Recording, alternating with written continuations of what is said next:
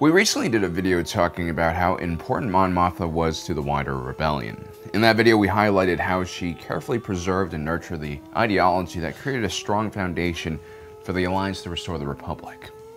As an avowed pacifist and a politician, Mon Mothma seemed like a very unlikely leader for a military organization like the Rebel Alliance. But our argument has always been that rebellions like the one she was leading are about a lot more than just military actions. As a matter of fact, for most of its existence, the Alliance to restore the Republic was simply just trying to survive. Survive so that it could obtain its larger goal and true purpose, the awakening of the citizenry of the galaxy, which would cause a massive uprising that would overwhelm the Empire in a sea of bodies. To lead such a movement, Mon Mothma needed to believe in the individual.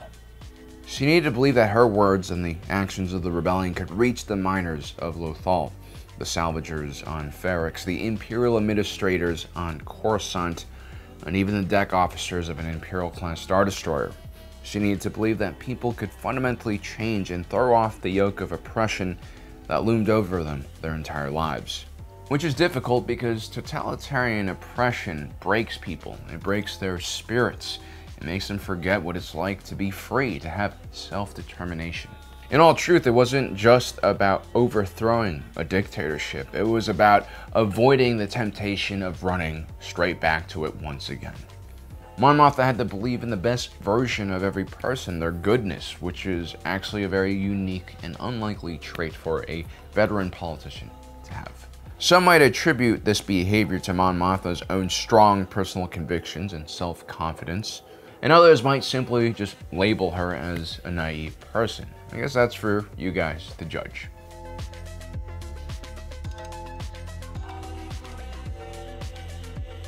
During the Clone Wars, the Loyalist Committee was a Senate subcommittee created by Supreme Chancellor Palpatine to help advise him on how to properly engage the Separatist crisis on the political front.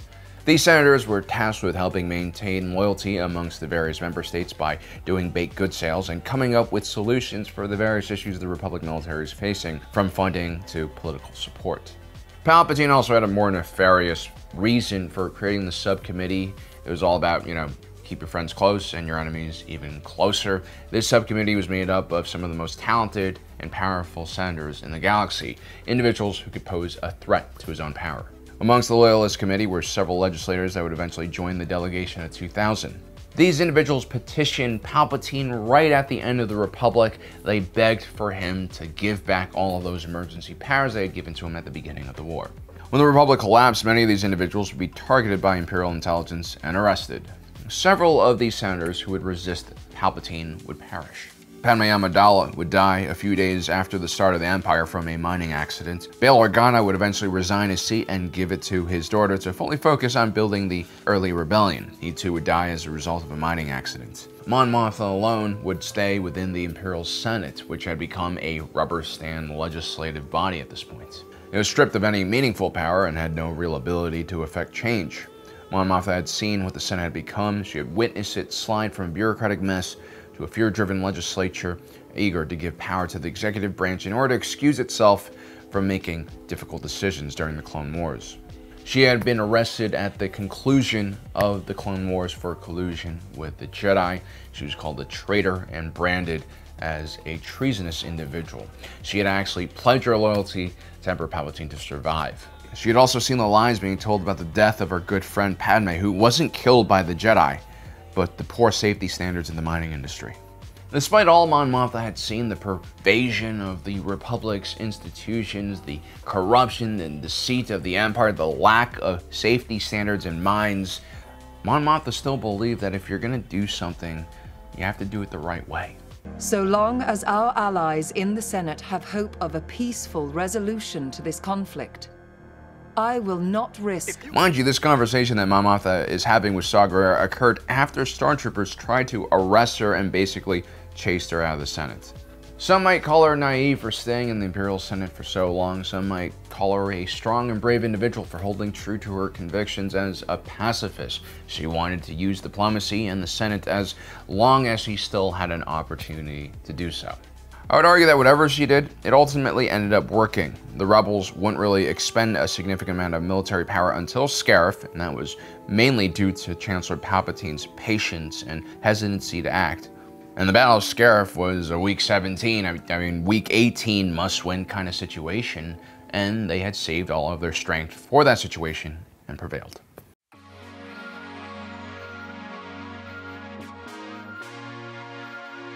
We often forget that during the Battle of Yavin, things were looking incredibly grim for the Alliance to restore the Republic. I mean, those of us who were watching the second time knew that Luke would be able to hit that ridiculously tight hole with his proton torpedo, but everyone back at the temple pretty much thought they were done for, especially when Luke removed his targeting computer and tried to use the Force. He didn't even explain to people he was trying to use the Force. I mean, no one actually knew who this guy was aside from Luke and Leia. I mean, he was just a bush pilot, a moisture farmer from Tatooine with no military or piloting experience. Many of these rebels didn't even believe or know what the Force was. I mean, the Jedi and Sith at this point in Star Wars history were basically the Star Wars equivalent of Santa Claus and that home invader, the Kool-Aid Man. Oh no! Oh no! Oh no! Oh no! Oh yeah! There's a general sense of belief and also fear that your wall would be destroyed and you have to spend your weekend putting up sheetrock. But the point is, most of the people in that base did not know that Luke was going to pull that move off. And with that mindset, it makes sense that the rebels actually had a contingency plan that was created by Mon Mothma, a plan that she would probably not want to tell anyone. You see, Princess Leia and General Dodonna were ready to get blown to hell and go down with the base. But they had sent Chancellor Mon Mothma, the heart of the rebellion, away to safety, even before the Death Star had arrived. In the Chancellor's defense, she threatened to overrule General Dodonna's orders towards her, but it was ultimately what the General said to her that really kind of shifted her point of view on the situation. You won't just be leading the rebellion, you'll be all that's left. And that's pretty much true. I mean, Akbar would have been there still, but Mon Calamari's ships are humid and they smell bad, and sometimes living under a dictatorship is better than living in a sweaty and fishy environment. Just kidding. While leaving, what Mon Mothma was actually really thinking about is what would happen if the Death Star blew up Yavin 4, which was a very likely scenario at this point in time. She believed that the destruction of Yavin 4 would send the rebellion into panic. Mon Mothma would of course try to organize whatever rebel cells remained, but she believed they would all be hunted down and killed one by one. The destruction of Alderaan, the loss of Bail Organa, also weighed down heavily on her conscience. She also had complete access to all of the rebellion's resources, their manpower, their ships, and she knew how dire the situation was at this point. In a moment of true darkness that's quite surprising for a figure like Mon Mothma, she actually loses hope, and she thinks about giving up and flying directly to Coruscant and basically begging Palpatine for mercy, which she knew she wasn't going to get. I mean, she wasn't that naive, but the idea here was if she surrendered, it might spare the rest of the galaxy more suffering. A pacifist at heart, she wanted the fighting to stop. She was terrified that Alderaan would just be the first of many worlds to be annihilated by the Death Star. And by thinking this way, she was actually playing directly into the hands of Palpatine and Tarkin's doctrine. I think this was actually a pretty naive thing for her to think. It's understandable, of course, but it's really naive to believe that other species and factions won't continue fighting and rise up against the Empire. You already had groups like the Mon Calamari, the Partisans, the Twi'leks, the Wookiees. The list just goes on and on and on. The Empire was, by all objective means, a terrible, terrible ruling government. It would have been Mon Mothma's greatest failure and mistake to give up, because ultimately bases can be built, pilots can be retrained, and fighters can be replaced. Starfighters and ships can also be stolen once again, but movements need a strong leader with wisdom, discipline, a vision, and ideology. And Mon Mothma almost threw herself away because she lost hope.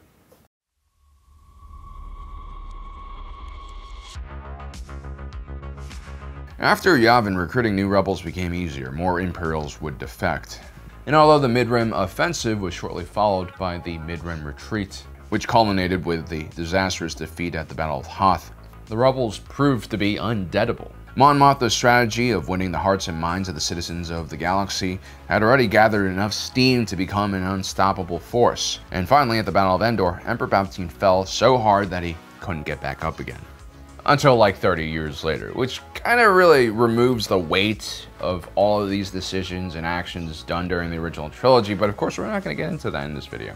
The weird thing was that when the Rebel Alliance turned into the New Republic, Chancellor Mon Mothma had already begun thinking about the post-war period. I mean, in all honesty, she had more than enough capable military leaders that could wipe out the remaining pockets of Imperial resistance. But literally moments after the New Republic was established, Mon Mothma would propose the Military Disarmament Act.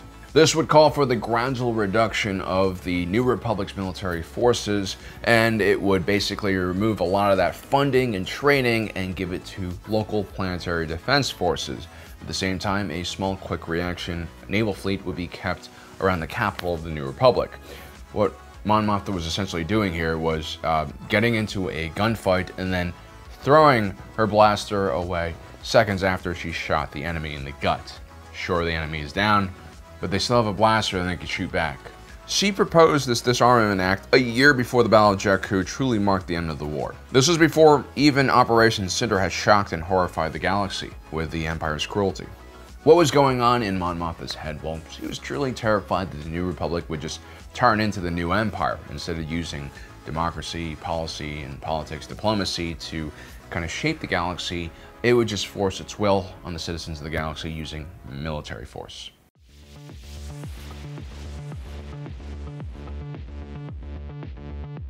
The second problem with Mon Mothma post-Andor was her belief that the Empire was truly defeated. She believed that when Grand Vizier Mas Amedda, who clearly was Palpatine's puppet, signed the Galactic Concordance Treaty, that the war was just over. The treaty stated that the Empire would cease all hostility against the New Republic, which it didn't. There were many remnant factions that continued fighting. It also required the Empire to stop the recruitment and mobilization of stormtrooper forces, which also would not happen. The First Order would return to the galaxy decades later with legions of them. There was also a prohibition of torture, which definitely wasn't followed as well. Chancellor Mon Mothma had one clear mission after the Battle of Andor, and that was peace as soon as possible by almost any means. It's almost like, she knew about the Treaty of Versailles, which forced Germany post-World War I to radicalize into Nazi Germany. But of course, these are different universes, so I'm not sure how Mon Mothma knew about all of this. But yeah, she believed that if she cracked down too hard on the Imperials and prosecuted too many war crimes, that the Empire would just continue fighting, which it was doing anyway. She also seemed to believe that most Imperials were just victims of circumstance, especially the non-officers. Despite the fact that stormtrooper fanatics were still blowing up, New Republic filtration centers for POWs. Mon Mothma's embrace of pacifism and reconciliation at all costs and as soon as possible made the galaxy completely unprepared for the First Order.